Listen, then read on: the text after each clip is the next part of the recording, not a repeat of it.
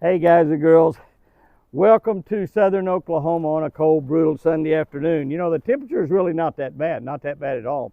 It only got down to 24 degrees last night, which is the warmest night we've had in the last 2 or 3. We had a couple of days that broke this. This would have been about an 8 or 9 or 10 day scale of temperatures below freezing, but we had a couple of days got up in to 50s. I think it got up to 57 or 58 the second day of that. Then they dropped right down, and we've had about 3 days below freezing again, you know, but 3 days is only about 60 or 70 hours, I guess, total it had hit in that. It's well over 100 hours on that one last week, but we had to drip our faucets again. Oklahoma City, of all places, a little bitty city like Oklahoma City, asked people, the Oklahoma City Water Department came out and said, we're not telling you not to drip your faucets, but we're running out of water. So many people are dripping their faucets, but we don't have enough water. So I'm thinking, gosh, if we're in Oklahoma City, and you don't have enough water in January, what are you going to do in July and August and June and all those months in the summertime? And it just shows that how close we're living from an environmental standpoint. And all of what they are doing right now to destroy the environment, like these big windmills that's destroying thousands and thousands of birds, millions of birds and thousands of acres of land. These solar panels that they even got them in Oklahoma where you see a big 200 or 300 acre field and everything's destroyed. It's just total solar powers out there and all the habitat that goes with that. But anyway, I want to get off of all that right there. But and I think about up north there, they can't charge those electric cars right now because it's cold, and they're standing 3 or 4 hours in line in the cold, real cold, dangerously cold, and they can't their cars won't run. They can't even run their heaters or anything because they can't get their charge. And some of them, when they stood in line 2 or 3 hours, they get up to a charger, and the charger's out of service. And I know we back in the, not too long ago, several years ago now, I guess it's been, but several years ago we had to stand in line for hours to get gasoline. So you know it could go both ways, obviously, but that's why we need it all. We need it all. It's what we need here in America. But except them stinking windmills, I hate those windmills. Golly, they're destroying the environment here in our country and killing millions of birds at the same time. But that's not what I really wanted to talk about. I don't even know why I brought all that. But, you know, we're going to have some freezing rain in here starting after a while. It's going to be freezing overnight. Tomorrow's going to be dangerous in the highways here in Oklahoma. I hope a lot of you don't have to go to work early, or I hope a lot of you don't have to go to work at all. And maybe a lot of the schools will be off, so the school kids won't have to get out in the dangerous, slick highways. And we're supposed to be zeroed in here in southern Oklahoma. We're going to have about they say like a ½ inch of ice, which is bad. We'll probably lose a lot of big limbs on our pecan trees and may lose some complete pecan trees. And these are old granddaddy pecan trees that we really hate to lose them. We really hate to lose them, but it happens every time we have an ice storm. Fortunately, we have very few ice storms here in southern Oklahoma. But when that ice storm goes away, and it's warmed up throughout the day. It got down to 24. It's up to 32 now. I think it's supposed to get maybe a degree or two warmer as the day goes on, and then it's going to drop back down. And the rain is going to happen when the water gets below air gets below freezing, and that water will turn into ice. That rainwater will turn into ice, and so we'll have it until tomorrow. But then we're supposed to have days getting in the 50s for 4 or 5 days in a row. And the first 2 or 3 days of February, which is just around the corner, it's scheduled to be over 60 degrees here in southern Oklahoma. I'm going fishing. I can tell you, I'm going fishing. But I will be in some places. The very 1st of February, I won't be able to go fishing. The 1st and 2nd, I will be in Caruthersville, Missouri at the Wrigley Jig Show. I'll be there for High Tech, which is the people that make the Jimmy Houston Blaze Series rods, as well as a lot of crappie poles, a lot of ice fishing equipment. We'll be there on a Thursday evening and a Friday morning. We'll be then going to Knoxville. We'll be at a big men's conference there. I think that is First Baptist Church. I'm not exactly positive, but a big men's conference on Friday and Saturday. We'll be there Saturday morning during the second day of that conference. The conference is Friday and Saturday, so that's where we'll be the first 2 or 3 days of February, 1st, 2nd, and 3rd. So we're looking forward to that. Looking forward to going to Knoxville and meeting with the men there and speaking there on a Saturday morning. Looking forward to listening to the other speakers that speak. These men's conferences I just love. There'll be great music. It'll just be an awful great conference. The deal there at Caruthersville Wrigley Jigs is just the most amazing show that I've ever seen. That's just all crappie tackle. It's all crappie tackle, and I'll be there with our high-tech crappie poles and all that kind of stuff, and Jimmy Houston crappie poles, and so you'll be able to pick up some of that there. The other thing I wanted to mention was we do have a deal going at jimmyhouston.com right now If you buy $50 worth of stuff, we're going to give you a free pair of Jimmy Houston sunglasses. Sunglasses like I got on right here, black and blue ones, and the Solar Rat sunglasses.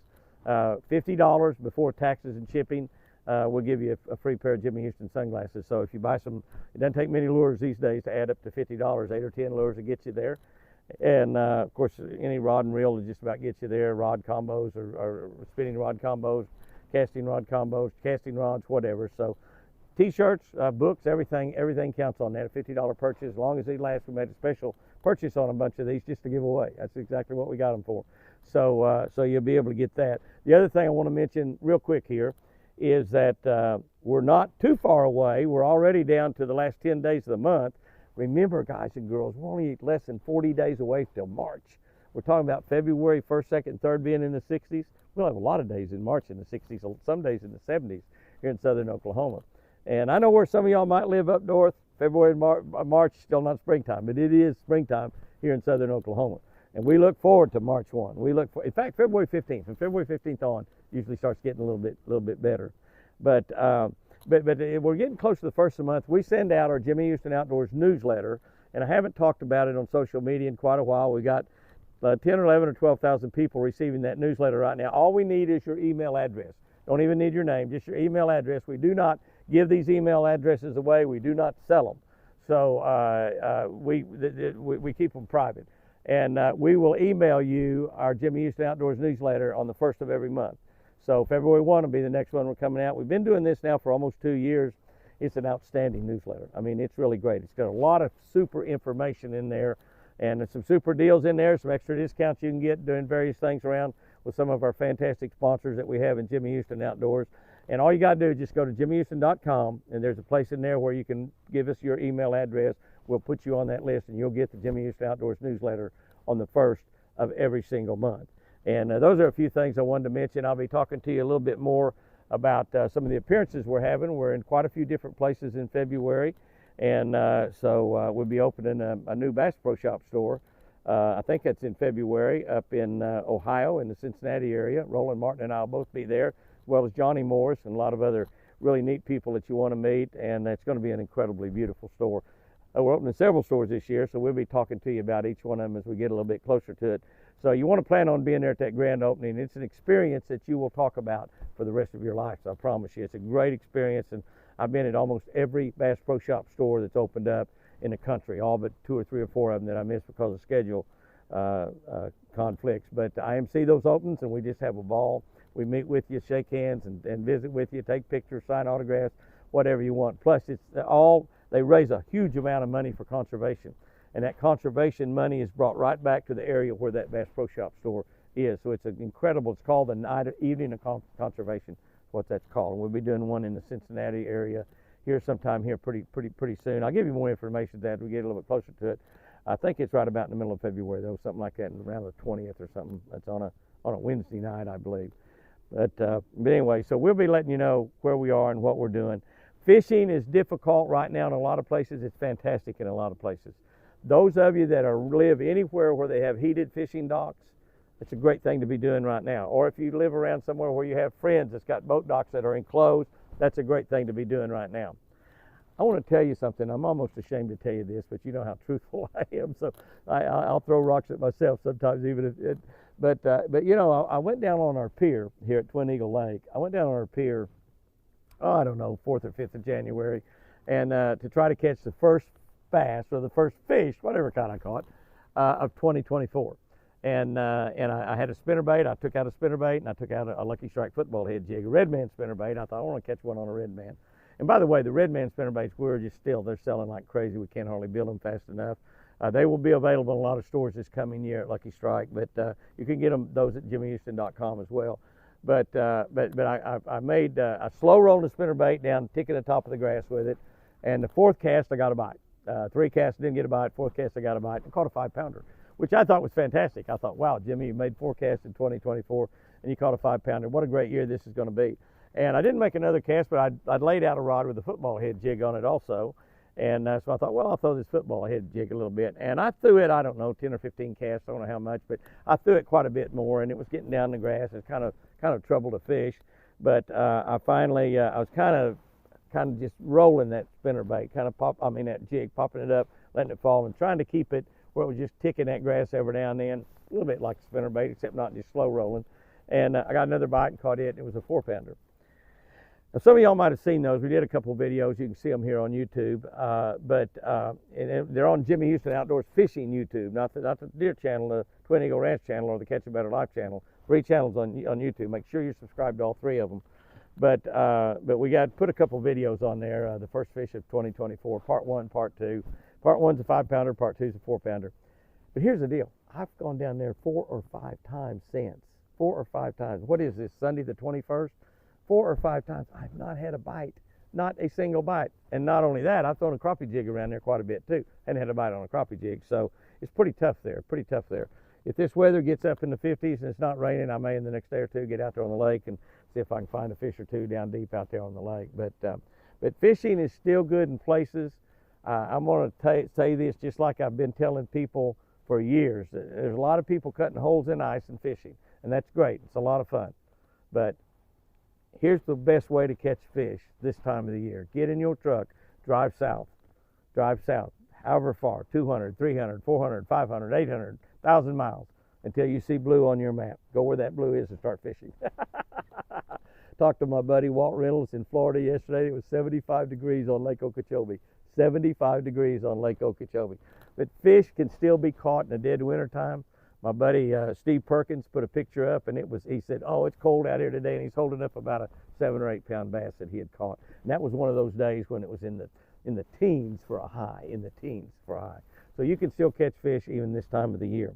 I want to end this video because it is brutal out here, and need to get back out of this. I have got out of the wind fairly decently here. I'm up right against the house and with the wind blowing this way, so I have managed to get out of the wind quite a bit. But our preacher today, and many times I think about on our Sunday afternoon talk that we do, Sunday afternoon chat, talk about some of the things that our preacher, Chopper McCartney, preached about at Midway Hills Baptist Church. And today he preached about our time, how important it was to make sure that we used our day for God, and we talk to God every day, and we include God in everything we're doing every single day. He talked about using our talents, and we all have. And if you're a saved, born-again Christian, He's given you a gift. He calls that a talent. It's called a talent in the Bible, a gift. And it may not, but we think of talents as having a talent, being able to play a guitar or beat the drums or sing or do something like that, dunk a basketball. We think of those as talents, but talent is your gift, and the Bible tells it that those gifts may be encouragement, it may be love, it may be comforting, it may be preaching, it may be singing. You can have lots and lots of different types of gifts, but we need to be using those gifts for the glory of God, whatever they may be. Many people use those gifts to make a living out of. Preaching, as an example, is a gift. The preachers, and they make a living fishing, or preaching, fishing, being able to catch a lot of fish and fish successfully, that's a gift as well. But you need to be using your gift, whatever that might be. And if you're a saved, born-again Christian, God's given you a gift. Use that gift for the glory of God. Now, you might be making your living that way, but you still do it for the glory of God. And the third thing he talked about that we need to be doing to make our Christian walk with God a lot better is tithing. And tithing scares a lot of Christians to death because they don't believe in tithing. But he said one thing, tithing God made really, really simple. He made it so simple that even us rednecks can understand it, 10%. It's not like the government where you're paying whatever, 7.24% tax or this, that, and the other. We're having a big fight right here in Oklahoma right now, or they are in Oklahoma City. We're not having a fight around Oklahoma, but in a city between our Governor Kevin Stitt, who we're going to fish with a little bit later this year, and you'll get to meet him. He's a great governor. But he's wanting to cut the state income tax. We have a state income tax here in Oklahoma. Many of y'all don't have. Like if you live in Texas, you don't have a state income tax. Live in Florida, a lot of the states you live in, you have no state income tax. We have a state income tax here in Oklahoma. I think it's 7%. He is wanting to cut this income tax by 1/4%. 1/4%. Now, that sounds like not anything, but it will give every single Oklahoman that makes an income a little bit of a pay raise. He'll get a little bit more in his check. And we've got people in Congress against him, Oklahoma Congress is in Oklahoma City, not the federal Congress in Washington, that are fighting tooth and nail to keep from doing that because, and we have like a $2 billion budget, surplus budget here. We got the monies in the bank just sitting there. It's our money that we've paid to them. And they're having that big argument right there. It beats anything I ever see. And how in the world somebody like Texas can get by without a state income tax? I don't know why we can't do it here in Oklahoma. So I'd be in favor of Kevin not cutting it 1/4%, but cutting the whole thing off. Or cutting 4%, not 1/4%, but take the 1 and the dash off and just cut 4% of our state income tax. And we could do it and thrive, just like we've done forever here in Oklahoma. But anyway, talk about tithing. Tithing, God requires that a Christian tithe 10% of their income. But that's easy to understand for a redneck. That's a dime on a dollar. That's $1 out of a $10 bill. You know, $2 out of a $20 bill. Real simple. If you make $1 million, it's a $100,000 tithe. You go, oh my gosh, a $100,000 tithe. We got 900,000 left. And God tells us if we tithe, that He will bless the other 90%. He will bless and multiply the other 90%. He tells us that over and over. In fact, He challenges us. And this wasn't a scripture that our preacher used this morning, but He tells us, He says, test me, try me out. Try tithing for a while and test me and see if I don't overflow your vats. And I guess He was talking about then vats of wine, vats of grapes and wine. So He will overflow. He'll give you so much you can't even, your vats are overflowing, they're running over. And your barns will not be able to hold all of what I will give you if you will tithe. Just test me in it. Try me. Well, there's been a lot of Christians tried God in that. I've never talked to a single one that exact thing didn't happen. Whatever God promises, God produces. That's just all there is to it. But the interesting thing that I just wanted to throw out here, and I could talk about tithing a lot. You know, it's very important and very easy to understand. It's simple. Us rednecks can understand it. And God will bless a person that tithes. I mean, I just not ever heard anybody, you know, I've tithed all my life and I just have a hard time. I'm paycheck to paycheck. And of course, blessing is not always giving you your vats full and your barns full. Blessing could be having healthy kids. It could be having kids. A lot of people can't even have kids. It'd be living a long life. It'd be having a beautiful wife. It'd be raising a great family. Blessings come in many ways. Not just money, obviously. You're tithing money. And you're tithing your talent, you're tithing your tithe is also. But here's the deal. The word tithe comes from the word tenth. And that's why I guess when God, you know, told the people to give 10%, the word tithe comes from the word tenth. That's pretty interesting. I never heard that. I've been going to church all my life pretty much so far. And ever since I was can walk, I guess I carried the church way before I could walk. But the word tithe comes from tenth. So some of the people that say, well, tithing's not in the New Testament at all. And really and truly it's not. There's a few times where Jesus tells you that you need to give to God. And there's some other places in the Bible. But actually telling you that you need to tithe 10% is not in the New Testament that I've been able to read. It's in the Old Testament. But it comes from the word tenth. So a tenth, 10% of your income, the first 10% goes to God. And watch what He does with that last 90%. Pretty amazing. Guys and girls, I'm really not too cold out here, but that doesn't mean I'm going to talk longer, because I'm not. Be sure that you're subscribed to all of our YouTube channels. If you're on Facebook over there, thank you so much. We've got 660,000 people on Facebook, and I guess on all three channels together, 160 or 170,000 people on YouTube. But we love every one of you. We thank every one of you for being involved, and share this channel, particularly that Catch a Better Life channel, because that channel and what God will do in your life if you get involved in the Catch a Better Life channel on YouTube, 28,000 people on there, will absolutely change your life for the better. That's what God does. Nothing I do, nothing I say, it's what God does. And he'll make your life better. And you will have at least one scripture from the Word of God every single day. Guys and girls, go out there and have you a great one. Have a great week. It's going to warm up. We're less than 40 days away from March. And remember, I sure do love you.